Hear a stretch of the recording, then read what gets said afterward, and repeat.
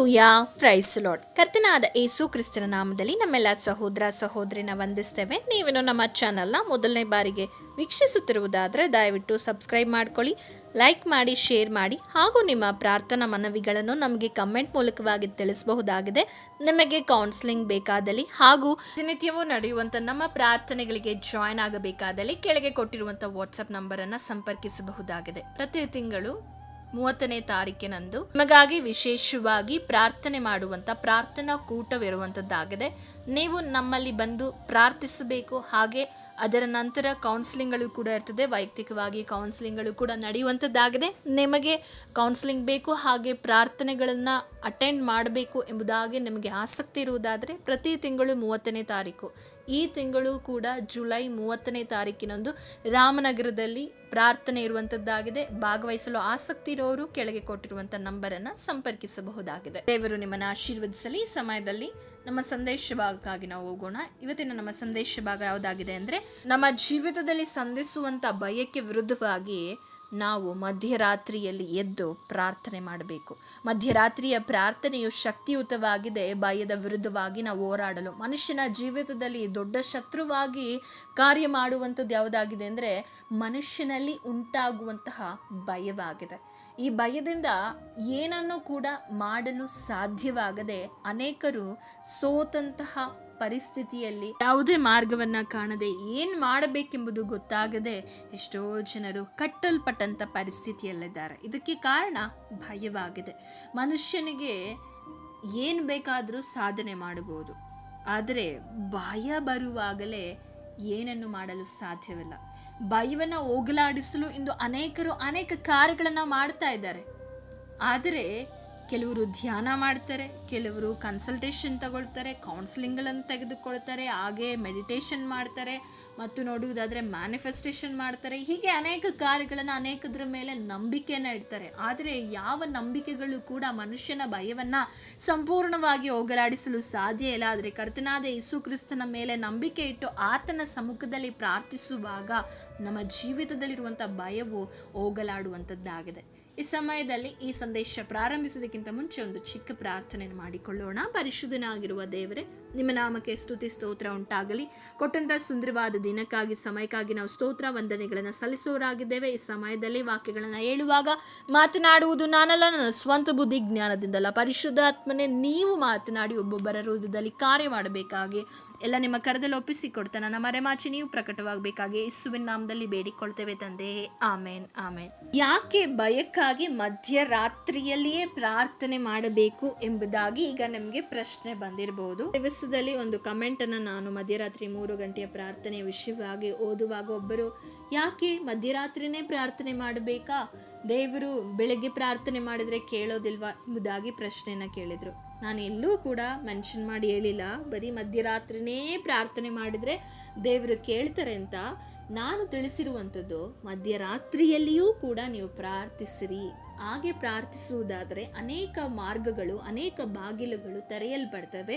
ಹಾಗೆ ನೀವು ಆತ್ಮಿಕವಾಗಿ ಬಲ ಹೊಂದಲಿಕ್ಕೆ ಸಾಧ್ಯವಾಗುವಂಥದ್ದಾಗಿದೆ. ನೋಡಿ, ಮನುಷ್ಯನ ಜೀವಿತದಲ್ಲಿ ಭಯ ಅನ್ನುವಂಥದ್ದು ಉಂಟಾಗುವಂಥ ಸಮಯ ಯಾವುದಂದ್ರೆ, ಬೆಳಗ್ಗೆ ಎಲ್ಲ ತುಂಬ ಚೆನ್ನಾಗಿ ಕೆಲಸ ಮಾಡಿಕೊಂಡು ಬರ್ತಾರೆ, ಆದರೆ ರಾತ್ರಿ ಆಗುವ ಸಮಯದಲ್ಲಿ ಅನೇಕ ಕೌನ್ಸಿಲಿಂಗ್ಗಳಲ್ಲಿ ಬರುವವರು ಕೂಡ ರಾತ್ರಿ ಆಗುವಾಗ ನನಗೆ ನಿದ್ರೆ ಬರುವುದಿಲ್ಲ, ಏನೋ ಒಂದು ರೀತಿಯಾದ ಭಯ, ಹಾಗೆ ಏನೋ ಒಂದು ರೀತಿಯಾದಂಥ ಕಳವಳ, ಆತಂಕ, ನನಗೆ ಭಯದಿಂದ ನಿದ್ರೆಯೇ ಮಾಡಲಿಕ್ಕೆ ಸಾಧ್ಯ ಇಲ್ಲ ಎಂಬುದಾಗಿ ತಿಳಿಸೋರಾಗಿದ್ದಾರೆ. ಆದ್ದರಿಂದ ಭಯ ಬರುವಂಥ ಸಮಯದಲ್ಲಿ ನೀವು ದೇವರ ಶಕ್ತಿಯನ್ನು, ದೇವರ ಬಲವನ್ನು ಆಶ್ರಯಿಸಿಕೊಳ್ಳುವುದಾದರೆ ಆತನ ಬಲ, ಆತನ ಆಶ್ರಯ ದುರ್ಗವಾಗಿ ನಿಮ್ಮನ್ನು ನಡೆಸುವ ಆತನಾಗಿದ್ದಾನೆ. ಅದಕ್ಕೆ ಕೀರ್ತನೆಗಾರನು ಕೀರ್ತನೆ 46:1 ಈ ರೀತಿಯಾಗಿ ಹೇಳುವುದನ್ನು ನಾವು ನೋಡ್ತೇವೆ. ದೇವರು ನಮಗೆ ಆಶ್ರಯ ದುರ್ಗವಾಗಿದ್ದಾನೆ, ಆತನು ಇಕ್ಕಟ್ಟಿನಲ್ಲಿ ನಮಗೆ ವಿಶೇಷ ಸಹಾಯಕನು ಎಂಬುದಾಗಿ ಕೀರ್ತನೆಗಾರನು ಹೇಳುವುದನ್ನು ನಾವು ಕಾಣಲ್ಪಡ್ತೇವೆ. ಹಾಗಾದರೆ ದೇವರು ನಮಗೆ ಆಶ್ರಯ ದುರ್ಗವಾಗಿದ್ದಾನೆ. ದೇವರು ನಮಗೆ ಈ ದಿನದಲ್ಲಿ, ಈ ರಾತ್ರಿಯ ಸಮಯದಲ್ಲಿ, ಅನೇಕರು ರಾತ್ರಿಯ ಸಮಯಗಳಲ್ಲಿ ಭಯದಿಂದ ಭಯದಲ್ಲಿ, ಸೈತಾನನ ಹೋರಾಟದಲ್ಲಿ, ಅನೇಕ ವಿಧವಾದ ಕೆಟ್ಟ ಕೆಟ್ಟ ಕನಸುಗಳಿಂದ ನೀವು ಭಯ ಹುಟ್ಟಿಸ್ತಾ ಇರ್ಬೋದು. ಹಾಗೆ ಅನೇಕ ವಿಧವಾದ ಥಾಟ್ಸ್ಗಳು, ನೆಗೆಟಿವ್ ಆಗಿರುವಂತಹ, ಬೇಡದೇ ಇರುವಂಥ ನಕಾರಾತ್ಮಕ ಥಾಟ್ಸ್ಗಳು, ನಿಮ್ಮನ್ನು ಮರಣದ ಭಯವೂ ಕೂಡ ನಿಮ್ಮ ಕುಟುಂಬವನ್ನು, ನಿಮ್ಮ ಆಲೋಚನೆಗಳನ್ನು ರಾತ್ರಿ ಸಮಯದಲ್ಲಿ ಆಳ್ವಿಕೆ ಮಾಡ್ತಾ ಇರ್ಬೋದು. ಆದರೆ ಈ ವಾಕ್ಯವನ್ನು ನೀವು ನೆನೆಸಿಕೊಳ್ಳಿರಿ. ದೇವರು ನಮಗೆ ಯಾರಾಗಿದ್ದಾರೆ? ಆಶ್ರಯ ದುರ್ಗವಾಗಿದ್ದಾರೆ. ಆ ಆಶ್ರಯ ದುರ್ಗದ ಮೇಲೆ ನೀವು ಆತುಕೊಳ್ಳುವುದಾದರೆ ನಿಮ್ಮ ಇಕ್ಕಟ್ಟಿನ ದಿವಸದಲ್ಲಿ ಆತನು ವಿಶೇಷ ಸಹಾಯಕನಾಗಿದ್ದಾನೆ. ಈ ರಾತ್ರಿ ಸಮಯದಲ್ಲಿ ದೇವರು ನಿಮಗೆ ವಾಗ್ದಾನ ಮಾಡ್ತಾ ಇದ್ದಾರೆ. ಈ ವಿಡಿಯೋನ ನೀವು ಭಯದಿಂದ ನೋಡ್ತಾ ಇರುವುದಾದರೆ ಕರ್ತನು ಯಾವಾಗಲೂ ನಿಮ್ಮ ಸಂಗಡ ಇದ್ದಾನೆ. ಯೆಶಾಯನು ಬರೆದ ಪ್ರವಾದನೆಯ ಗ್ರಂಥ 41ನೇ ಅಧ್ಯಾಯ 10ನೇ ವಚನ ಹೇಳ್ತದೆ, ದೇವರು ಯಾವಾಗಲೂ ನಮ್ಮ ಸಂಗಡ ಇರುವಾತನಾಗಿದ್ದಾನೆ. ನಮ್ಮ ಸಹಾಯಕನು, ನಮ್ಮ ಕೋಟೆಯು, ನಮ್ಮ ಬಂಡೆಯು, ನಮ್ಮ ಗುರಾಣಿಯು, ನಮ್ಮ ಆಶ್ರಯ ದುರ್ಗವಾಗಿರುವಂಥ ದೇವರು ನಮ್ಮ ಜೊತೆಗಾರನಾಗಿದ್ದಾನೆ. ಅದಕ್ಕೆ ವಾಕ್ಯ ಹೇಳ್ತದೆ, ನೀನಂತೂ ಹೆದರಬೇಡ, ನಾನೇ ನಿನ್ನೊಂದಿಗಿದ್ದೇನೆ. ನಿಮ್ಮೊಂದಿಗೆ ಯಾರಿದ್ದಾರೆ? ಯೇಸು ಸ್ವಾಮಿ ಇದ್ದಾರೆ. ಭೂಮಿ ಆಕಾಶವನ್ನ ಸಕಲವನ್ನ ಬರೀ ಬಾಯಿ ಮಾತಿನಿಂದ ಉಂಟು ಮಾಡಿದ ದೇವರು ನಿಮ್ಮ ಜೊತೆ ಇದ್ದಾನೆ. ಸಹೋದರ ಸಹೋದರಿ, ನೀವು ಭಯಪಡುವ ಅವಶ್ಯವಿಲ್ಲ. ನಿಮ್ಮ ವಿರುದ್ಧವಾಗಿ ಏರ್ಪಡಿಸುವಂಥ, ನಿಮ್ಮ ವಿರುದ್ಧವಾಗಿ ಕಾರ್ಯ ಮಾಡುವಂಥ ಯಾವುದು ನಿಮ್ಮನ್ನು ಬೀಳಿಸಲು, ನಿಮ್ಮನ್ನು ನಾಶಪಡಿಸಲು ಸಾಧ್ಯವಿಲ್ಲ. ಹಾಗಾಗಿ ನೀವು ಭಯ ಬಿಡಿರಿ, ಕರ್ತನನ್ನು ಆಶ್ರಯಿಸಿಕೊಳ್ಳಿರಿ. ನಮಗೆ ಭಯ ಉಂಟಾಗುವುದು ಯಾವಾಗ ಅಂದರೆ, ನಾವು ಒಬ್ಬಂಟಿಗರಾಗಿರುವಾಗ, ನಮ್ಮ ಜೀವಿತದಲ್ಲಿ ನಾವು ಒಬ್ಬರೇ ಇರುವಾಗ ನಮಗೆ ಭಯ ಉಂಟಾಗ್ತದೆ. ಒಂದು ಕತ್ತಲೆಯಲ್ಲಿ, ಒಂದು ಗಾಢಾಂಧಕಾರದಲ್ಲಿ ನೀವು ಒಬ್ಬರು ಚಲಿಸುವಾಗ ನಮಗೆ ಭಯ ಇರ್ತದೆ.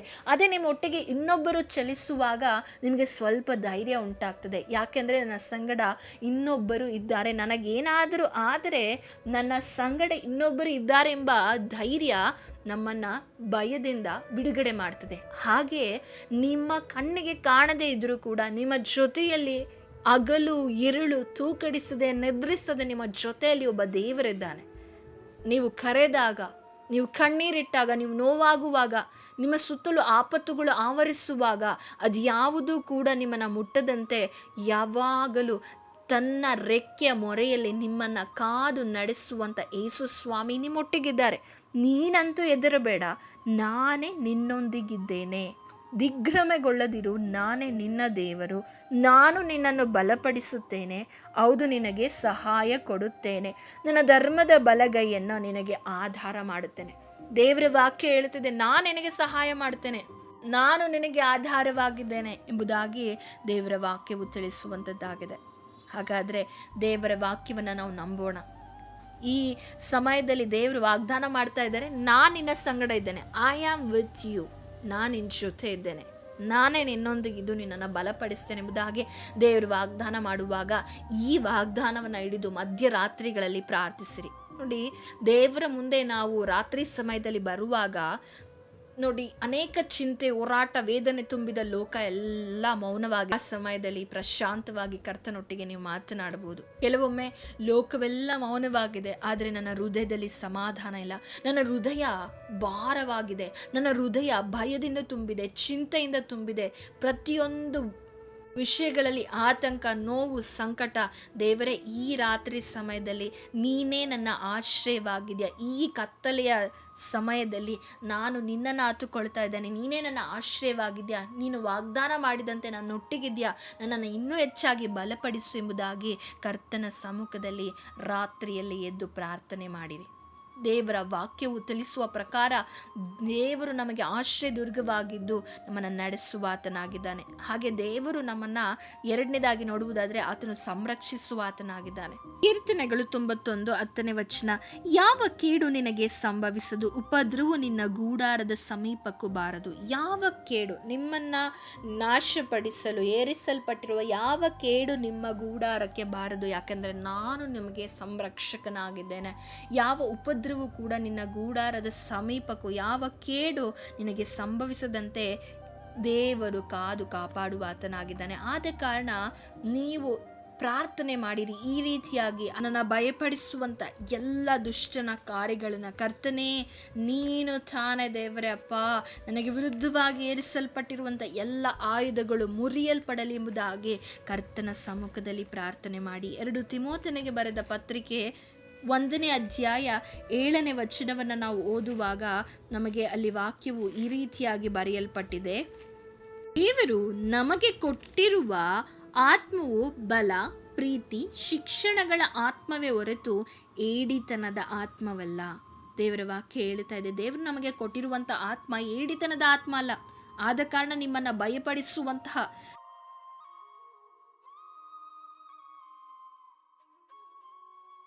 ಕುರಿತಾಗಿರುವಂಥ ಭಯಪಡಿಸುವಂಥ ಕಾರ್ಯಗಳಾಗಿರ್ಬೋದು, ಹಾಗೆ ಸೋಲಿನ ಕುರಿತಾಗಿರುವಂಥ, ಕಳೆದುಕೊಳ್ಳುವಂಥ ಕುರಿತಾಗಿರುವಂಥ, ಹೀಗೆ ಕೆಲವೊಮ್ಮೆ ಯಾಕೆ ಭಯಪಡ್ತೀವಿ ಅಂತ ಕಾರಣವೇ ಗೊತ್ತಿರೋದಿಲ್ಲ.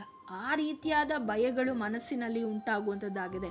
ನೀವು ಇದರೆಲ್ಲರದ ವಿರುದ್ಧವಾಗಿ ಯೇಸುವಿನ ನಾಮದಲ್ಲಿ ಎಲ್ಲ ಕಾರ್ಯಗಳು ಯೇಸುವಿನ ಹೆಸರಿನಲ್ಲಿ ಲಯವಾಗಲಿ ಎಂಬುದಾಗಿ ನೀವು ಪ್ರಾರ್ಥಿಸುವುದಾದರೆ ತನ್ನ ಬಲವನ್ನು ಹೊಂದಿಕೊಳ್ತೀರಾ. ಹೌದು ದೇವರೇ, ನೀ ನನಗೆ ಕೊಟ್ಟಿರುವಂಥದ್ದು ಶಿಕ್ಷಣ, ಬಲ, ಪ್ರೀತಿಯುಳ್ಳ ಆತ್ಮ, ಏಡಿತನವಲ್ಲ ಆತ್ಮವಲ್ಲ ಎಂಬುದಾಗಿ ನಾವು ಅರಿಕೆ ಮಾಡಿ ಪ್ರಾರ್ಥಿಸೋಣ. ಹೌದು ದೇವರೇ, ನಿನ್ನ ಆತ್ಮನು ನನ್ನನ್ನು ಬಲಪಡಿಸಲಿ. ನನ್ನಲ್ಲಿರುವ ಎಲ್ಲ ಭಯಗಳು, ಏಡಿತನಗಳು ಯೇಸುವಿನ ನಾಮದಲ್ಲಿ ದೇವರೇ ತೆಗೆದುಹಾಕಲ್ಪಡಲಿ ಎಂಬುದಾಗಿ ಕರ್ತನ ಸಮ್ಮುಖದಲ್ಲಿ ಪ್ರಾರ್ಥಿಸಿರಿ. ಮತ್ತೆ ನೀವು ಪ್ರಾರ್ಥನೆ ಮಾಡಿರಿ, ದೇವರೇ ಈ ರಾತ್ರಿ ಸಮಯದಲ್ಲಿ ನನ್ನನ್ನು ಸಂರಕ್ಷಿಸು.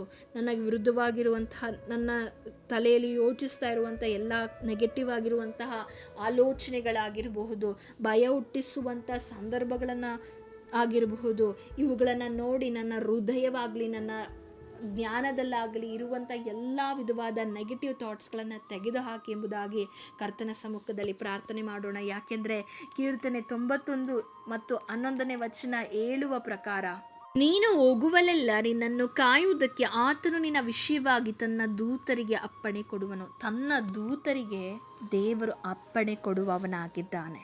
ದೇವರ ವಾಕ್ಯ ಹೇಳ್ತಾ ಇದೆ, ನೀವೆಲ್ಲೆಲ್ಲಿ ಹೋಗ್ತಿರೋ ಅಲ್ಲೆಲ್ಲ ಕಡೆಯಲ್ಲಿ ತನ್ನ ದೂತರಿಗೆ ಅಪ್ಪಣೆಯನ್ನು ಕೊಟ್ಟು ಆತನು ನಿಮ್ಮನ್ನು ಕಾಯುವ ಆತನಾಗಿದ್ದಾನೆ. ಏಕ ಸಮಯದಲ್ಲಿ ನನಗೆ ಬೇಡದೇ ಇರುವಂತಹ ಕೇಡೇನಾದರೂ ಸಂಭವಿಸ್ತದಾ ಎಂಬುದಾಗಿರುವಂಥ ಭಯಗಳು ನಿಮ್ಮನ್ನು ಆಳ್ವಿಕೆ ಮಾಡ್ತಾ ಇರುವುದಾದರೆ ಪ್ರಾರ್ಥನೆ ಮಾಡಿ, ದೇವರೇ ನನ್ನನ್ನು ಸಂರಕ್ಷಿಸು, ನನ್ನ ಕುಟುಂಬವನ್ನು ಸಂರಕ್ಷಿಸು. ಕೆಲವೊಮ್ಮೆ ನಿಮ್ಮ ಮಕ್ಕಳನ್ನ ಕುರಿತಾಗಿ ನೀವು ಚಿಂತೆಯಲ್ಲಿರ್ಬೋದು.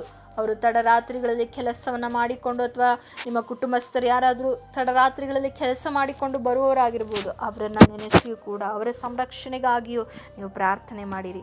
ಮನುಷ್ಯನನ್ನು ಕಾಡುವಂಥದ್ದು ಭಯ. ಈ ಭಯದಿಂದ ಬಿಡುಗಡೆ ಕೊಡಲಿಕ್ಕೆ ಒಂದೇ ದಾರಿ, ಬಿಡುಗಡೆ ಹೊಂದಲಿಕ್ಕೆ ಒಂದೇ ದಾರಿ, ಅದೇ ಕರ್ತನಾಗಿರುವ ಯೇಸು ಸ್ವಾಮಿ ಆಗಿದ್ದಾನೆ. ಆತನು ನಿಮ್ಮನ್ನು ಸಂರಕ್ಷಿಸುವ ಆತನಾಗಿದ್ದಾನೆ.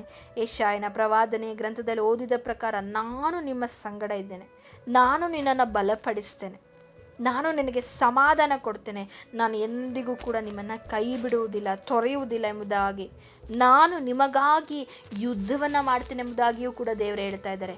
ಈ ಸಮಯದಲ್ಲಿ ಅನೇಕ ವಿಷಯಗಳಲ್ಲಿ ಹೇಗೆ ನಾನು ಜಯಿಸಲಿ ಎಂಬುದಾಗಿರುವಂಥ ಯೋಚನೆ ಇರ್ಬೋದು. ಆದರೆ ಮಧ್ಯರಾತ್ರಿಯಲ್ಲಿ ಇದ್ದು ಪ್ರಾರ್ಥಿಸಿರಿ, ಯಾಕೆಂದರೆ ಕರ್ತನು ನಿಮಗಾಗಿ ಯುದ್ಧ ಮಾಡುವ ಆತನಾಗಿದ್ದಾನೆ. ಅದಕ್ಕೆ ನಾವೊಂದು ಸಂಭವವನ್ನು ನೋಡುವುದಾದರೆ, ಅನೇಕ ಸಮಯದಲ್ಲಿ ಈ ಸಂಭವವನ್ನು ನಾವು ಧ್ಯಾನಿಸಿದ್ದೇವೆ.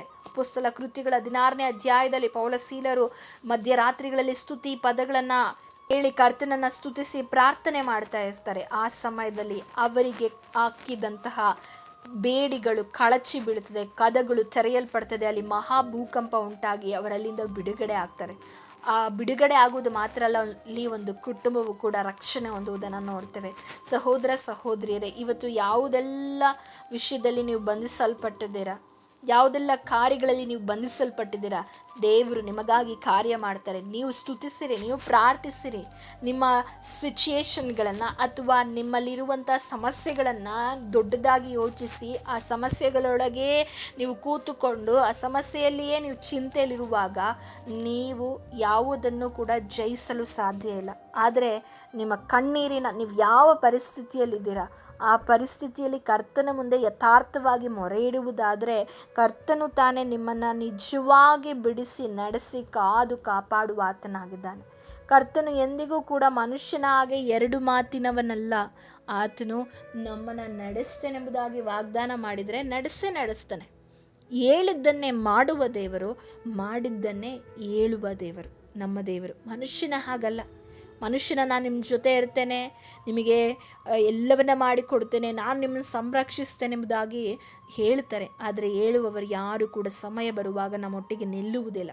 ನಾವು ನೆನೆಸಿಕೊಳ್ತೇವೆ, ಕೆಲವೊಮ್ಮೆ ನಮ್ಮ ಹಣ ನಮ್ಮನ್ನು ಸಂರಕ್ಷಿಸ್ತದೆ, ನಮ್ಮ ಹೆಸರು, ನಮ್ಮ ಆಸ್ತಿ, ನಮ್ಮ ಸಂಬಂಧಿಕರು, ನಮ್ಮ ಗಂಡ, ನಮ್ಮ ಹೆಂಡತಿ, ನಮ್ಮ ಮಕ್ಕಳು ಸಂರಕ್ಷಿಸ್ತಾರೆ ಎಂಬುದಾಗಿ ಅನೇಕ ನಿರೀಕ್ಷೆಯನ್ನು ನಾವು ಇಟ್ಟುಕೊಂಡಿರ್ತೇವೆ. ಆದರೆ ನಮ್ಮನ್ನು ಸಂರಕ್ಷಿಸುವವನು ಒಬ್ಬನೇ, ಅದು ಕರ್ತನಾಗಿರುವ ಯೇಸು ಕ್ರಿಸ್ತನು ಮಾತ್ರ. ಅದಕ್ಕೆ ವಾಕ್ಯವು ಈ ರೀತಿಯಾಗಿ ಯೆಶಾಯನು ಬರೆದ ಪ್ರವಾದನೆಯ ಗ್ರಂಥದಲ್ಲಿ ಬರೆಯಲ್ಪಟ್ಟಿದೆ.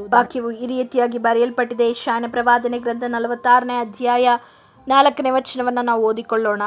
ನಿಮ್ಮ ಮುಪ್ಪಿನ ತನಕ ನಾನೇ ಆಧಾರ, ನೆರೆ ಬಂದಾಗಲೂ ನಿಮ್ಮನ್ನು ಹೊತ್ತು ಸಹಿಸುವೆನು, ನಾನೇ ಉಂಟು ಮಾಡಿದೆನು, ನಾನೇ ಹೊರುವೆನು, ಹೌದು ನಿಮ್ಮನ್ನು ಹೊತ್ತು ಸಹಿಸಿ ನಿರ್ವಹಿಸುವೆನು ಎಂಬುದಾಗಿ ದೇವರ ವಾಕ್ಯ ಹೇಳ್ತದೆ. ಅದೇ ಮೇಲಿನ ವಚನವನ್ನು ಮತ್ತೆ ನಾವು ಓದಿಕೊಳ್ಳೋಣ. ಯಾಕೋಬ ವಂಶದವರೇ, ಇಸ್ರಾಯೇಲ್ ಸಂತಾನ ಶೇಷವೇ, ನನ್ನ ಮಾತಿಗೆ ಕಿವಿಗೊಡಿರಿ. ನಿಮ್ಮನ್ನು ಗರ್ಭದಿಂದ ಹೊರುತ್ತಿದ್ದೇನೆ, ಹುಟ್ಟಿನಿಂದಲೂ ವಹಿಸಿದ್ದೇನೆ, ನಿಮ್ಮ ಮುಪ್ಪಿನ ತನಕ ನಾನೇ ಆಧಾರ. ನೋಡಿ, ದೇವರ ವಾಕ್ಯ ಹೇಳ್ತಾ ಇದೆ, ಗರ್ಭದಿಂದ ನಿಮ್ಮನ್ನು ಹೊತ್ತಿದ್ದೇನೆ, ಹುಟ್ಟಿದಿಂದ ನಾನು ವಹಿಸಿದ್ದೇನೆ, ನಿಮ್ಮ ಮುಪ್ಪಿನವರೆಗೂ ನಾನೇ ಆಧಾರ. ನಾವು ಅಂದುಕೊಳ್ತೇವೆ ಮಕ್ಕಳ ಆಧಾರ ಆಗ್ತಾರೆ, ಹೆಂಡತಿ ಆಧಾರ ಆಗ್ತಾರೆ, ನಾನು ಸಂಪಾದಿಸಿದ ಆ ಆಸ್ತಿ ನನಗೆ ಆಧಾರವಾಗ್ತದೆ, ಹಣ ಆಧಾರವಾಗ್ತದೆ, ಕೆಲಸ ಆಧಾರವಾಗ್ತದೆ ಎಂಬುದಾಗಿ ಅನೇಕ ಸಮಯದಲ್ಲಿ ಅನೇಕ ವಿಷಯಗಳನ್ನು ನಾವು ಆಧಾರ ಅಂದುಕೊಳ್ತೇವೆ. ಆದರೆ ಕರ್ತನಾದ ಯೇಸು ಸ್ವಾಮಿ ಮಾತ್ರ ನಮಗೆ ಆಧಾರನಾಗಿದ್ದಾನೆ. ಅದಕ್ಕೆ ದೇವರು ನಮ್ಮನ್ನು ಎಂದಿಗೂ ಬಿಡದೆ ನಮ್ಮನ್ನು ನಡೆಸುವ ಆತನಾಗಿದ್ದಾನೆ. ಭಯದಲ್ಲಿದ್ದೀರಾ? ನಿಮ್ಮ ಭಯವನ್ನು ಹೋಗಲಾಡಿಸಲಿಕ್ಕೆ ಯೇಸುವಿಗೆ ಮಾತ್ರ ಸಾಧ್ಯ. ಅದು ನೀವು ಎಂಥ ಭಯವೇ ಇರಬಹುದು. ಯಾಕೆಂದರೆ ಭಯದ ಮೇಲೆ ಜಯವನ್ನು ತಂದ ಯೇಸು ನಿಮ್ಮ ಹೃದಯಕ್ಕೆ ಬರುವಾಗ ಆ ಭಯಗಳೆಲ್ಲ ಹೋಗಲಾಡುವಂಥದ್ದಾಗಿದೆ. ಯಾಕೆಂದರೆ ನನಗಾಗಿ ನಿಮಗಾಗಿ ಪ್ರಾಣ ಕೊಟ್ಟ ದೇವರು ನಮ್ಮ ಎಲ್ಲ ಕಾರ್ಯವನ್ನು ನಿರ್ವಹಿಸುವ ಆತನಾಗಿದ್ದಾನೆ. ಅದಕ್ಕೆ ವಾಕ್ಯ ಹೇಳ್ತದೆ, ನಿಮ್ಮನ್ನು ಹೊತ್ತು ಸಹಿಸಿ ನಿರ್ವಹಿಸುವೆನು. ನಿಮ್ಮನ್ನು ಸಹಿಸಿ ನಿರ್ವಹಿಸುವುದು ದೇವರಾಗಿದ್ದಾರೆ. ಆ ದೇವರ ಬಳಿಯಲ್ಲಿ ಮಧ್ಯರಾತ್ರಿಗಳಲ್ಲಿ ಎದ್ದು ಪ್ರಾರ್ಥನೆ ಮಾಡಿರಿ. ದೇವರೇ, ನನ್ನನ್ನು ನೀನು ನಡೆಸುವ ಆತನಾಗಿದೆಯಾ, ನೀನೇ ನನಗೆ ಆಧಾರನಾಗಿದೆಯಾ, ಎಲ್ಲ ಭಯಗಳು ನನ್ನನ್ನು ಬಿಟ್ಟು ಹೋಗಲಿ. ನೋಡಿ, ಭಯದಿಂದ ಮನುಷ್ಯನು ಅನೇಕ ಕಾರ್ಯಗಳನ್ನು ಮಾಡಲಿಕ್ಕೆ ಸಾಧ್ಯ ಆಗೋದಿಲ್ಲ. ಒಲಿಂಪಿಕ್ಕಲ್ಲಿ ಓಟಗಾರನು ಸ್ಪರ್ಧೆಗಳೆಲ್ಲ ಸ್ಪರ್ಧೆಗಾಗಿ ತಯಾರಿಯಾಗಿರ್ತಾರೆ. ಎಲ್ಲರೂ ಒಬ್ಬರಿಗಿಂತ ಒಬ್ಬರು ತಯಾರಿಯಾಗಿರ್ತಾರೆ. ತಯಾರಿ ತುಂಬ ದಿನಗಳಿಂದ ಮಾಡಿರ್ತಾರೆ. ಆದರೆ ಆ ಸ್ಪರ್ಧೆಯನ್ನು ಪ್ರಾರಂಭಿಸಿ ಆ ಸ್ಪರ್ಧೆಯಲ್ಲಿ ಓಡುವಾಗ ಒಂದು ಚಿಕ್ಕ ಭಯ ಏನಾದರೂ ಆ ಸ್ಪರ್ಧೆಯೊಳಗೆ ಬಂದರೆ ಅವನು ಗೆಲ್ಲುವಂಥ ಅವಕಾಶ ಇದ್ದರೂ ಕೂಡ ಗೆಲ್ಲಲಿಕ್ಕೆ ಸಾಧ್ಯ ಆಗೋದಿಲ್ಲ. ಯಾಕಂದರೆ ಅವನಲ್ಲಿರುವ ಭಯ, ಅವನಲ್ಲಿರುವಂಥ ಒಂದು ಕಾನ್ಫಿಡೆನ್ಸ್ನ, ಅವನಿಗೆ ಮಾಡಲಿಕ್ಕೆ ಆಗ್ತದೆ ಎಂಬುದಾಗಿ ಇರುವಂಥ ವಿಷಯವನ್ನು ಕುಗ್ಗಿಸಿ ಬಿಡುವಂಥದ್ದಾಗಿದೆ. ನಮ್ಮಲ್ಲಿ ಎಷ್ಟೋ ಸಮಯದಲ್ಲಿ ನಮಗೆ ದೇವರು ಸಾಮರ್ಥ್ಯ ಕೊಟ್ಟಿದ್ರೂ ಕೂಡ ನಮ್ಮಲ್ಲಿರುವಂಥ ಭಯಗಳು ನಮ್ಮನ್ನು ಮಾಡದಂತೆ ಅನೇಕ ವಿಷಯಗಳನ್ನು ತಡೆದಿರುವಂಥದ್ದಾಗಿದೆ. ದೇವರು ನಮಗೆ ಈ ಕಾರ್ಯವನ್ನು ಮಾಡಲಿಕ್ಕೆ ಎಷ್ಟೋ ದಿನಗಳಿಂದ ಹೇಳಿರ್ತಾರೆ. ಆದರೆ ನಮ್ಮಲ್ಲಿರುವಂಥ ಭಯ, ನಮ್ಮ ಬೇಡವಾದ ಚಿಂತನೆಗಳು, ನಾವು ಅನೇಕ ವಿಷಯಗಳನ್ನ ಚಿಂತೆ ಮಾಡಿ ಮಾಡಿ ಭಯವನ್ನು ನಮ್ಮ ಮನಸ್ಸಿನಲ್ಲಿ ನಾವು ಉಂಟು ಮಾಡಿಕೊಂಡು ಅನೇಕ ಕಾರ್ಯಗಳನ್ನು ಮಾಡೋದೇ ಇಲ್ಲ. ಅದೇ ನಾವು ಭಯವನ್ನು ಬಿಟ್ಟು, ನಾವು ಆ ಭಯವನ್ನು ಬಿಟ್ಟು ಅವನು ಆ ಮುಂದಿರುವಂತಹ ಆ ಗುರಿಯನ್ನೇ ನೋಡಿಕೊಂಡು ಓಡುವಾಗ ಅವನು ಗೆಲ್ಲಲಿಕ್ಕೆ ಸಾಧ್ಯವಾಗ್ತದೆ. ಅದೇ ರೀತಿ ನಮಗೊಂದು ಓಟ ಇದೆ, ಅದು ಕ್ರೈಸ್ತಿಯ ಜೀವಿತದ ಓಟ ಆಗಿದೆ. ಆ ಕ್ರಿಸ್ತನನ್ನೇ ನಾವು ದೃಷ್ಟಿಸಿ ಓಡುವಾಗ ನಾವೆಲ್ಲಿಯೂ ಕೂಡ ಸೋತು ಹೋಗೋದಿಲ್ಲ. ಆ ಕ್ರಿಸ್ತನನ್ನು, ಆ ಓಟವನ್ನು, ಆ ಡೆಸ್ಟಿನೇಷನನ್ನು, ಆ ಗುರಿಯನ್ನು ಬಿಟ್ಟು ನಾವು ಬೇರೆ ಕಡೆ ನೋಡುವಾಗಲೇ ನಮ್ಮಲ್ಲಿ ಭಯ ಉಂಟಾಗೋದು. ಅದಕ್ಕೆ ಬೆಸ್ಟ್ ಎಕ್ಸಾಂಪಲ್ ಪೇತ್ರನನ್ನು ನಾವು ಕಾಣ್ತೇವೆ. ಪೇತ್ರನು ಸಮುದ್ರದ ಮೇಲೆ ನಡೆದು ಬರುವಾಗ ಯೇಸು ಸ್ವಾಮಿಯನ್ನು ದೃಷ್ಟಿಸುವಾಗ ಅವನು ಸುಲಭವಾಗಿ, ಸಮುದ್ರ ಅಂದರೆ ನಾವು ಸುಲಭ ಅಂದುಕೊಂಡಿರ್ತೇವೆ, ಅದರ ಅಲೆಗಳನ್ನು, ದಡದಲ್ಲಿ ಬರುವಂಥ ಅಲೆಗಳನ್ನು ನೋಡುವಾಗಲೇ ನಮಗೆ ಎಷ್ಟು ಭಯವಾಗ್ತದೆ, ಎಷ್ಟು ಎತ್ತರವಾಗಿರುತ್ತದೆ. ಅಂಥ ಅಲೆಯ ಮೇಲೆ ಅವನು, ಅಂಥ ಒಂದು ದೊಡ್ಡ ಸಮುದ್ರದ ಮೇಲೆ ನಡೆದು ಬರುವಾಗ, ಯೇಸುವನ್ನು ನೋಡಿ ನಡೆಯುವಾಗ ಅವನು ಕರೆಕ್ಟಾಗಿ ಸರಿಯಾಗಿ ನಡೀತಾ ಇರ್ತಾನೆ. ಆದರೆ ಯಾವಾಗ ಯೇಸುವಿನ ಮೇಲೆ ದೃಷ್ಟಿಯನ್ನು ಬಿಟ್ಟು ಸುತ್ತಲಿರುವಂತಹ ಅಲೆಗಳ ಮೇಲೆ, ತೆರೆಗಳ ಮೇಲೆ ತನ್ನ ಕಣ್ಣುಗಳನ್ನು ಅವನು ದೃಷ್ಟಿಯನ್ನು ನೋಡ್ತಾನೋ, ಆ ದೃಷ್ಟಿ ಅವನನ್ನು ಏನು ಮಾಡಿತಂದರೆ ನೀರಿನಲ್ಲಿ ಮುಳುಗಿಸಿತು. ಅದೇ ರೀತಿಯಾಗಿ ಅಲ್ಲಿ ಆ ತೆರೆಗಳನ್ನು, ಅಲೆಗಳನ್ನು ನೋಡುವಾಗ ಅವನಲ್ಲಿ ಒಂದು ಭಯ ಉಂಟಾಯಿತು. ಭಯ ಅನ್ನುವಂಥದ್ದು ಮನುಷ್ಯನನ್ನು ಎಂದಿಗೂ ಕೂಡ ಮೇಲೆ ತರುವುದಿಲ್ಲ, ಮನುಷ್ಯನನ್ನು ಮುಳುಗಿಸುವಂಥದ್ದಾಗಿದೆ. ಭಯವನ್ನು ಬಿಡಿರಿ. ಭಯ ಅನ್ನೋದು ದುಷ್ಟನ ಒಂದು ದೊಡ್ಡ ತಂತ್ರವಾಗಿದೆ. ಮಾಡಲಿಕ್ಕಿರುವಂಥ ಕಾರ್ಯವನ್ನು ಮಾಡದಂತೆ ತಡೆಯುವಂಥದ್ದೇ ದುಷ್ಟನ ದೊಡ್ಡ ತಂತ್ರ, ಭಯ ಅನ್ನುವಂಥದ್ದು. ಆ ದುಷ್ಟನ ತಂತ್ರಕ್ಕೆ ನೀವು ಒಪ್ಪಿಸಿಕೊಡಬೇಡಿರಿ. ಭಯದ ಮೇಲೆ, ಕರ್ತನಾಗಿರುವ ಯೇಸು ಕ್ರಿಸ್ತನ ಮೇಲೆ ನಂಬಿಕೆಯನ್ನು ಆರಿಸಿಕೊಳ್ಳಿರಿ. ಭಯವನ್ನು ಬಿಡಿರಿ, ಕರ್ತನಾದ ಯೇಸುವಿನ ಮೇಲೆ ನಂಬಿಕೆಯನ್ನು ಹಿಡಿರಿ. ನಂಬಿಕೆ ಇಡುವಾಗ ನೀವೆಂದಿಗೂ ಭಯಪಡುವುದಿಲ್ಲ. ಯಾಕೆಂದರೆ ನೀವು ಒಂದು ಸಮಯದಲ್ಲಿ ನಂಬಿಕೆ ಇಟ್ಟು ಬಿಟ್ಟರೆ, ನನಗೇನೇ ನನ್ನ ಜೀವಿತದಲ್ಲೂ ಬಂದರೂ ನನ್ನ ಕರ್ತನು ನನ್ನನ್ನು ನೋಡಿಕೊಳ್ತಾನೆಂಬ ಪೂರ್ಣವಾದಂಥ ಒಂದು ಭರವಸೆ ನಿಮ್ಮಲ್ಲಿ ಉಂಟಾಗುವಂಥದ್ದಾಗಿದೆ. ಹಾಗಾದರೆ ಪ್ರಾರ್ಥನೆ ಮಾಡಿರಿ, ದೇವರನ್ನು ನಂಬಿರಿ, ದೇವರ ಮೇಲೆ ವಿಶ್ವಾಸ ಇಡಿರಿ.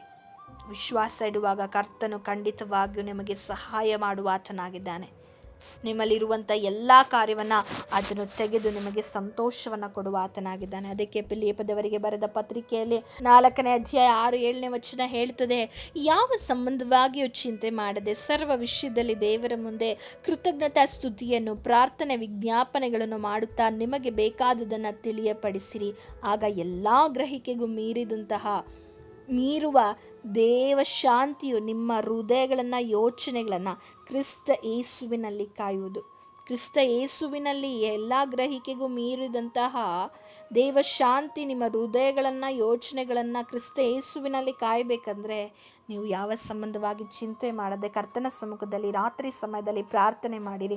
ರಾತ್ರಿ ಸಮಯದಲ್ಲಿ ಪ್ರಾರ್ಥಿಸುವಾಗ ನಿಮಗೆ ಏಕಾಂತವಾಗಿ ಕರ್ತನೊಟ್ಟಿಗೆ ನಿಮಗೆ ಪ್ರಾರ್ಥಿಸಬಹುದಾಗಿದೆ, ಮಾತನಾಡಬಹುದಾಗಿದೆ, ಮನ ಬಿಚ್ಚಿ ಮಾತನಾಡಬಹುದಾಗಿದೆ. ಮತ್ತು ಅನೇಕ ಲೋಕದ ಚಿಂತನೆಗಳು, ವ್ಯವಹಾರಗಳಾಗಿರ್ಬೋದು, ಕುಟುಂಬದ ಕಾರ್ಯಗಳು. ಈಗ ಹಗಲಿನ ಸಮಯದಲ್ಲಿ, ಉದಾಹರಣೆಯಾಗಿ ನೀವು ಒಂದು ಹೌಸ್ ವೈಫ್ ಆಗಿ ಹಗಲಿನ ಸಮಯದಲ್ಲಿ ಪ್ರಾರ್ಥನೆ ಮಾಡಲಿಕ್ಕೆ ನೀವು ಕೂರುವಾಗ ಅನೇಕ ಕಾರ್ಯಗಳು, ಅನೇಕ ಚಿಂತನೆಗಳು, ಇದು ಮಾಡಿಲ್ಲ ಅದು ಮಾಡಿಲ್ಲ ಎಂಬುದಾಗಿ ನಿಮ್ಮ ನೆನಪಿಗೆ ಬರ್ತದೆ.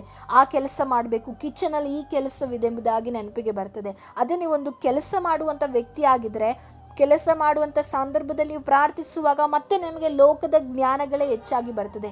ಆದರೆ ನೀವು ಮಧ್ಯರಾತ್ರಿಯಲ್ಲಿ ಪ್ರಾರ್ಥಿಸುವಾಗ ಯಾವ ಚಿಂತನೆ, ಯಾವ ಜ್ಞಾನಗಳು, ಯಾವ ಕೆಲಸದ ಮೇಲೆ ನಿಮಗೆ ಗಮನ ಇರೋದಿಲ್ಲ. ನೀವು ಪ್ರಾರ್ಥನೆಯಲ್ಲಿ ಪೂರ್ಣವಾಗಿ ನಿಮ್ಮ ಸಮಯವನ್ನು, ನಿಮ್ಮ ಯೋಚನೆಯನ್ನು, ಮನಸ್ಸನ್ನು ಪೂರ್ಣ ಮನಸ್ಸಿನಿಂದ ಕರ್ತನ ಸಮ್ಮುಖದಲ್ಲಿ ಪ್ರಾರ್ಥಿಸಲು ಒಂದು ಒಳ್ಳೆಯ ಅವಕಾಶವಾಗಿದೆ. ಕರ್ತನ ಸನ್ನಿಧಿಯಲ್ಲಿ ಪ್ರಾರ್ಥಿಸಿರಿ. ರಾತ್ರಿಯಲ್ಲಿ ನಾನು ನಿನ್ನನ್ನು ಪ್ರಾರ್ಥಿಸ್ತೇನೆ, ರಾತ್ರಿಯ ಸಮಯದಲ್ಲಿ ಮಧ್ಯರಾತ್ರಿಯಲ್ಲಿ ನಿನ್ನನ್ನು ಕೊಂಡಾಡ್ತೇನೆ ಎಂದು ಭಕ್ತನು ಹೇಳುವುದನ್ನು ಕಾಣಲ್ಪಡ್ತೇವೆ. ಹಾಗಾದರೆ ನಾವು ರಾತ್ರಿ ಒಂದೊಂದು ಜಾವದಲ್ಲಿ ಎದ್ದು ಪ್ರಾರ್ಥನೆಯನ್ನು ಮಾಡೋಣ. ಇವತ್ತು ನೀವು ಭಯದಲ್ಲಿರುವುದಾದರೆ ಆ ಭಯದ ವಿರುದ್ಧವಾಗಿ ಮಧ್ಯರಾತ್ರಿಯಲ್ಲಿ ಎದ್ದು ಪ್ರಾರ್ಥನೆ ಮಾಡಿರಿ. ಈ ಭಯ ಅನ್ನುವಂಥದ್ದು ನಿಮ್ಮ ಜೀವಿತವನ್ನು ಕೆಡಿಸುವಂಥದ್ದಾಗಿದೆ.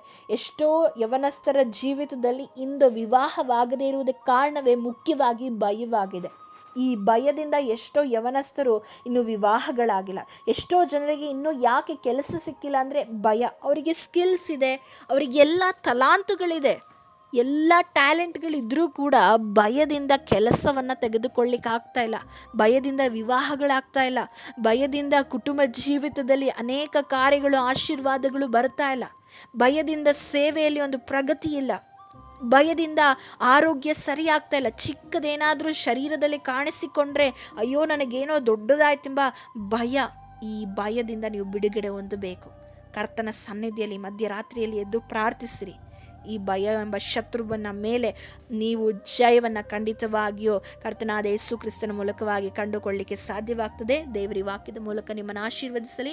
ಈ ವಾಕ್ಯಗಳು ನಿಮ್ಮನ್ನು ಬಲಪಡಿಸದೆ ಎಂಬುದಾಗಿ ನಾನು ನೆನೆಸ್ತೇನೆ. ಪ್ರಾರ್ಥಿಸೋಣ. ಪರಿಶುದ್ಧನಾಗಿರುವ ದೇವರೇ, ಕೊಟ್ಟ ವಾಕ್ಯಗಳಿಗಾಗಿ ಸ್ತೋತ್ರ. ಹೌದು ರಾಜ, ಮಧ್ಯರಾತ್ರಿಗಳಲ್ಲಿ ಎದ್ದು ನಿನ್ನನ್ನು ಪ್ರಾರ್ಥಿಸಲಿಕ್ಕೆ ಕೃಪೆ ಕೊಡು.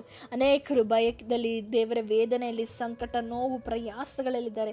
ದೇವರೇ, ನಿನ್ನ ಕಾರ್ಯ ಮಾಡು, ನಿನ್ನ ಕೃಪೆಯಿಂದ ನಡೆಸು, ನಿನ್ನ ಬಲದಿಂದ ನಡೆಸು.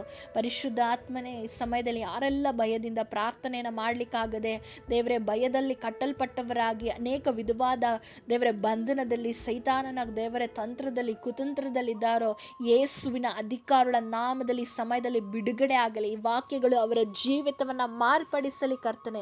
ಈ ವಾಕ್ಯಗಳು ಅವರ ಜೀವಿತದಲ್ಲಿ ಕಾರ್ಯ ಮಾಡಲಿ ಏಸಪ್ಪ. ನಿನ್ನ ನಾಮದಲ್ಲಿ ಎಲ್ಲ ಭಯದ ಅವಸ್ಥೆಗಳಿಂದ, ಶರೀರದಲ್ಲಿ ಇರುವಂತಹ ಎಲ್ಲ ಕಾರ್ಯಗಳಿಂದ ಬಿಡುಗಡೆ ಹೊಂದಿಕೊಳ್ಳಲಿಕ್ಕೆ ನೀನು ಸಹಾಯ ಮಾಡು. ಬಿಡುಗಡೆ ಕಾಣಲಿಕ್ಕೆ ನೀನು ಕೃಪೆಯನ್ನು ಅನುಗ್ರಹಿಸಬೇಕಾಗಿ ಪ್ರಾರ್ಥಿಸ್ತೇವೆ ರಾಜ. ಎಲ್ಲ ನಿಮ್ಮ ಕರದಲ್ಲಿ ಒಪ್ಪಿಸಿಕೊಡ್ತೇನೆ. ನೀನು ಕಾರ್ಯ ಮಾಡಿದ್ದಕ್ಕಾಗಿ ಸ್ತೋತ್ರ. ಯಾರೆಲ್ಲ ಈ ಸಮಯದಲ್ಲಿ ಭಯದಲ್ಲಿದ್ದಾರೋ ಯೇಸುವಿನ ಅಧಿಕಾರ ನಾಮದಲ್ಲಿ ಬಿಡುಗಡೆ ಹೊಂದಿಕೊಂಡಿದ್ದಕ್ಕಾಗಿ ನಾವು ಸ್ತೋತ್ರ ಸಲ್ಲಿಸ್ತಾ ಯೇಸುವಿನ ನಾಮದಲ್ಲಿ ಬೇಡಿಕೊಳ್ತೇವೆ. ಬೇಡಿಕೊಳ್ಳುತ್ತೇವೆ ತಂದೆಯೇ, ಆಮೇನ್ ಆಮೇನ್. ದೇವರು ಈ ವಾಕ್ಯದ ಮೂಲಕ ನಿಮ್ಮೆಲ್ಲರನ್ನ ಆಶೀರ್ವದಿಸಲಿ. ನಾವು ಕೂಡ ನಿಮಗಾಗಿ ಪ್ರಾರ್ಥನೆ ಮಾಡ್ತೇವೆ. ದಯಮಾಡಿ ನಿಮ್ಮಲ್ಲಿ ಭಯ ಇರುವುದಾದರೆ ಮಧ್ಯರಾತ್ರಿಗಳಲ್ಲಿ ಎದ್ದು ಪ್ರಾರ್ಥನೆ ಮಾಡಿರಿ. ಪ್ರಾರ್ಥನೆಯು ನಿಮ್ಮಲ್ಲಿರುವಂಥ ಎಲ್ಲ ಭಯದ ಅವಸ್ಥೆಗಳನ್ನು ಹೋಗಲಾಡಿಸ್ತದೆ. ಹೆಚ್ಚು ದೇವರ ವಾಕ್ಯವನ್ನು ಧ್ಯಾನ ಮಾಡಿರಿ. ಮಧ್ಯರಾತ್ರಿಗಳಲ್ಲಿ ಹೇಳುವಾಗ ಬರೀ ಪ್ರಾರ್ಥನೆ ಮಾತ್ರ ಅಲ್ಲ, ದೇವರ ಈಗ ನಾವು ಏನೆಲ್ಲ ವಾಕ್ಯಗಳನ್ನು ಧ್ಯಾನಿಸಿದೆವೋ ಆ ವಾಕ್ಯಗಳನ್ನೆಲ್ಲ ಹಿಡಿದು ಅರಿಕೆ ಮಾಡಿ ಪ್ರಾರ್ಥನೆ ಮಾಡಿರಿ. ಕರ್ತನು ತಾನೇ ನಿಮ್ಮ ಪ್ರಾರ್ಥನೆಯನ್ನು ಕೇಳುವಾತನಾಗಿದ್ದಾನೆ. ದೇವರು ನಿಮ್ಮನ್ನು ಆಶೀರ್ವದಿಸಲಿ. Thanks for watching. God bless you.